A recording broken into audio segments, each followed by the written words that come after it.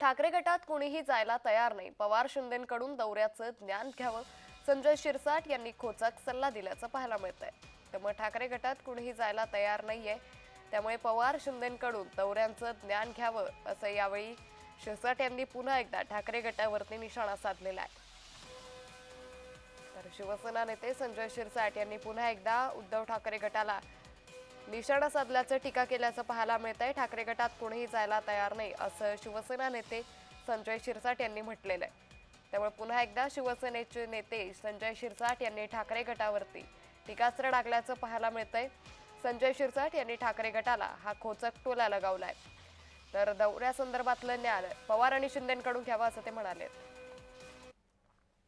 लोकसभेनंतर India आघाडी बंद पडली. शिरसाटांनी India आघाडीची खिल्ली उडवल्याचं पाहायला मिळतंय. त्यामुळे लोकसभेनंतर इंडिया आघाडी ही बंद पडलेली आहे. संजय शिरसाट यांनी पुन्हा एकदा आता इंडिया आघाडीवरती टीका केली आहे. इंडिया आघाडी मुळामध्ये लोकसभेच्या निवडणुकीपुरती बनायचा प्रयत्न झाला होता, परंतु ज्या पक्षांना स्वतःचं अस्तित्व नाही असे अनेक पक्ष त्यामध्ये इन्व्हॉल्व्ह झाले. जवळपास 27 पक्षाचं म्हणून झालेले ते इंडिया आघाडी ती लोकसभेमध्येच त्याचा धुव्वा उडाला. कोण म्हणतं त्याला कशाला घेऊन बसतो?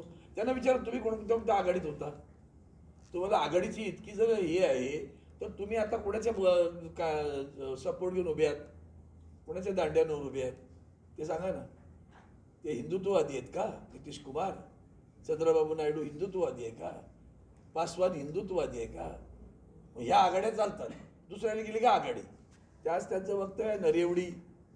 त्या रेवडीच्या विरुद्ध सतत पंतप्रधान बोलतात.